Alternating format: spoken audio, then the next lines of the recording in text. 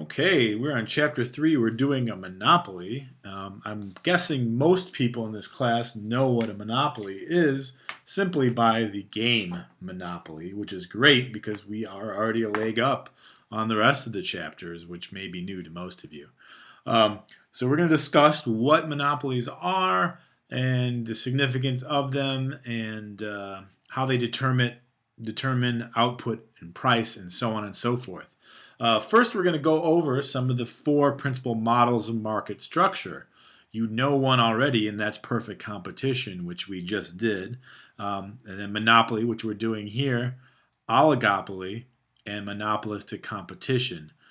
Basically, the way these vary basically are by the number of producers that are in the market, either one, few, or many, or whether the goods offered are identical or differentiated. So you can see here by this chart, for example, a monopoly is one producer with no differentiated products, as in the product is the same. Whereas in many producers with the same product is perfect competition. Many producers with similar or different products are monopolistic competition. Differentiated goods are goods that are different but considered somewhat of a substitute, like Coke versus Pepsi, or the many different brands of cereal that are out there. They're all cereal, but there's a big difference for any of you who've eaten cereal between, say, Frosted Flakes and Cocoa Puffs. If not, you could ask my son because he knows there's a big difference. Anyway, but I digress. So monopoly is our first departure from perfect competition, and a monopolist is the firm that is the sole producer of a good. Think back to Monopoly the game. The person who wins is the person who owns all the land in the game, if I remember correctly. So an industry controlled by a monopolist is known as a monopoly. And the book does a great example of using the De Beers company in the diamond industry. De Beers owns and controls almost all the diamond mines in the world, and they are in South Africa. So what De Beers and other monopolists are able to do is to raise price above competitive level using their market power and reducing output. So you can see here the price and quantity that are in equilibrium for perfect competition are at point C. And that's equilibrium, and the price is PC, quantity is QC.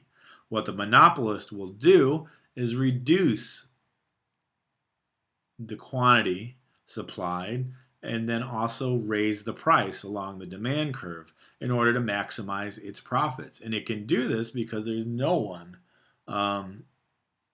to compete with because they are the sole producer. And this looks like it's going through the same slide. I don't understand this. But as you can see, the monopolist raises price and reduces output.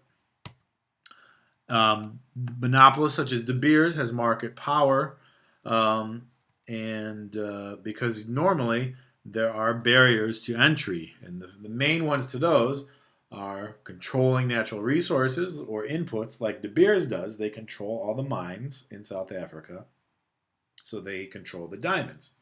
There are increasing returns to scale, and we see this more in natural monopolies, such as the NIPSCO, our power company in Northwest Indiana, has increasing returns to scale. It's really hard to, have all these companies. There's large startup costs here for a power plant, so it does just make sense for there to be one of them. There's technological superiority. And there's government-created barriers that include patents and copyright. It's that's the way for the government to reward the creator of, say, you see this a lot in the pharmaceutical industry of a new pill. The people that invented the popular cholesterol pill, I forget its name at the moment, had a Lipitor, I'm sorry, it had a patent on Lipitor for a long time. That patent is, I think it's either recently expired or is just about to. But regardless, there's a lot of generics waiting to come on the market, or they already have. I forget which. But regardless, the government gave the pharmaceutical company that produced Lipitor a patent, which gave them sole control on this formula for a pill to help people reduce cholesterol. And that was, their way to reward the pharmaceutical company for pouring all the money into research. So this is kind of an incentive to do that. A natural monopoly, as I mentioned, is when increasing returns to scale provide the large cost advantage to a single firm. That's usually with, like I said, with a power company. So it's kind of a barrier to entry because an established monopolist has a lower average total cost than any of the smaller firms. So you could see here as average total cost falls up to the point where, let's see, I'm sorry. So a natural monopoly can arise when the fixed costs required to operate are very high, which means the firm's average total cost curve declines over the range where price is greater than or equal to average total cost. So that will be the economy of scale over that relevant output range. So the quantity of output is produced more cheaply by one large firm in Northwest Indiana. That would be NIPSCO. So what in perfect competition, a price-taking firm's optimal output rule produces where marginal cost of the last unit is equal to marginal market price, rather. A monopolist has a demand curve that is simply the market demand curve, which is downward sloping. We'll see that a little more clearly here, where you could graphically show the market price here is the demand curve of the perfectly competitive producer, whereas a monopolist is the sole producer. There's no market price here. If the monopolist wants to sell more, they're going to have to lower their price. You can't just set whatever price you want as a monopolist. I mean, even if you go by Lipitor, for example, when that was the only cholesterol drug out there, if they priced it at $300 a bottle, maybe people would say, you know what, maybe I do need more exercise and I'll eat less eggs, that sort of thing, instead of trying this cholesterol pill. But they marketed it at a more reasonable cost, still higher than what it would have been under perfect competition if everyone had this formula they could use. So let's show how a monopolist maximizes its profit. There are two opposing effects. This may be familiar to you. A quantity effect, and that will increase total revenue every time you add one more unit, which makes sense. But the price effect decreases some of this total revenue because you have to cut the market price to increase the quantity sold, and this is shown by the downward sloping demand curve. So there are two opposing forces, and these kind of play off each other, of course. And we'll see here. So the monopolist here, say, is going from 550 as its price to 500. So it's going from 9 to 10 sold. You could see in this instance the price effect, 9 times 50, it is getting less by 450, but you could see here on quantity effect is 500. So 500 times 1. So it looks like in this instance, the quantity effect wins out in the end, and marginal revenue increases by 50. So we go from this point in revenue to this point. So the quantity effect will dominate the price effect up to this point, and then up to this point, you'll see the price effect dominating the quantity effect, and total revenue decreases. So the marginal revenue, because the monopolist has to decrease its price to get more demand, and because of the price effect on this increase in output, the marginal revenue always lies below the demand curve. So the monopolist will choose where market cost equals marginal cost equals marginal revenue, just like the perfect competition scenario. However, unlike the perfect competition scenario, this is not equal to price. So monopolists will produce less, sell the output at a higher price than the perfect competition scenario to earn its profits. We kind of went by this already, so I will skip that.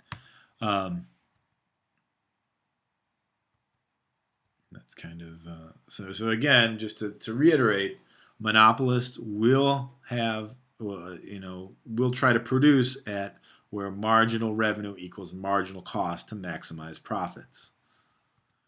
But as you can see, the difference is when we find the optimal point here, you have to go up to this point. Now, in this instance, we're assuming that marginal cost equals average total cost here. Sometimes this curve won't be a flat line. And this is different than the perfectly competitive industry's optimal point, because as you remember, the demand curve is actually the price, which is marginal revenue. So that would be perfect competition. The monopolist marginal revenue curve lies below the demand curve. So marginal revenue equals marginal cost at this point, point A. We will go up to point B to find the profit.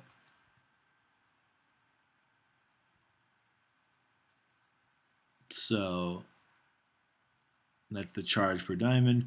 So 600 per diamond, there's a profit of 600 minus 200, which is your cost. So that's 400 times 8, that's 3,200. So price will equal marginal cost in perfect competition, as you remember. Price will be above marginal revenue, which is equal to marginal cost at the monopolist profit maximizing quantity.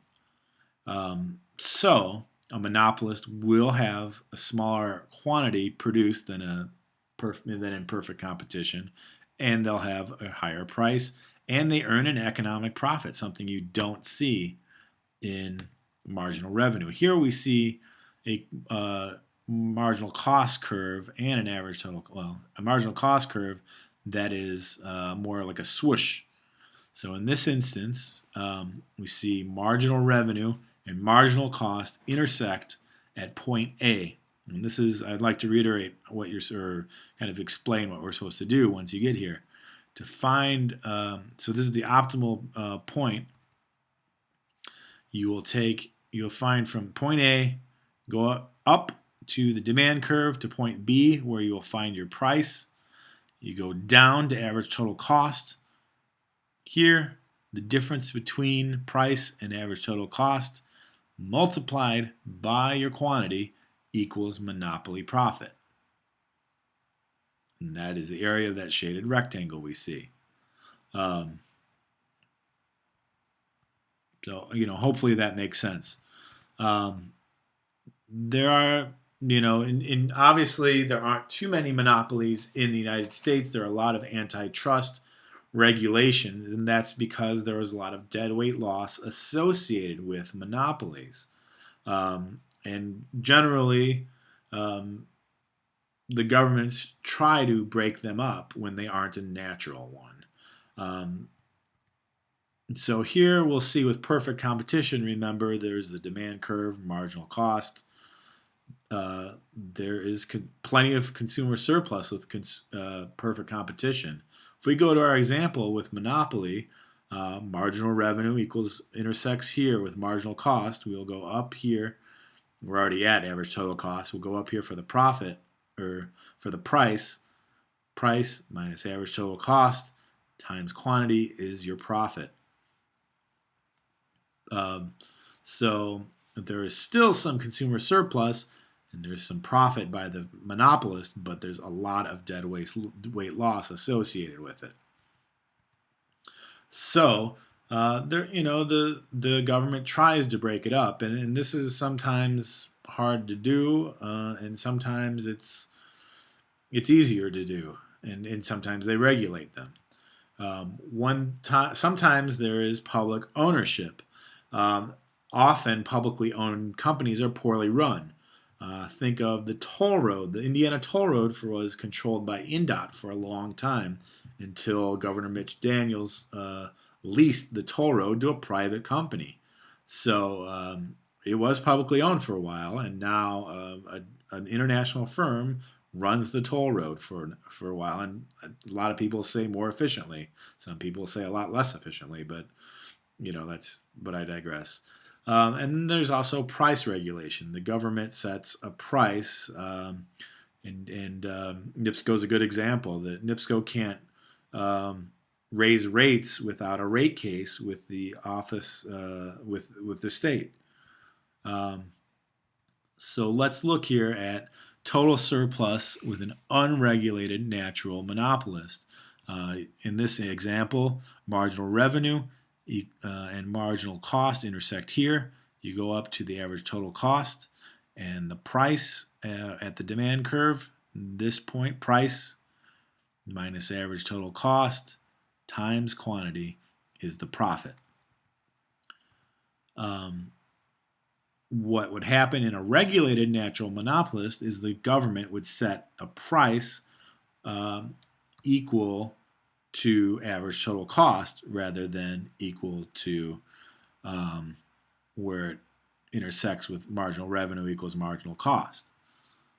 And you can see at that instance there is nothing but consumer surplus. And the monopolist is allowed to break even, but it makes zero economic profit in this case. There's also one last thing we will get into, and that's a price discrimination.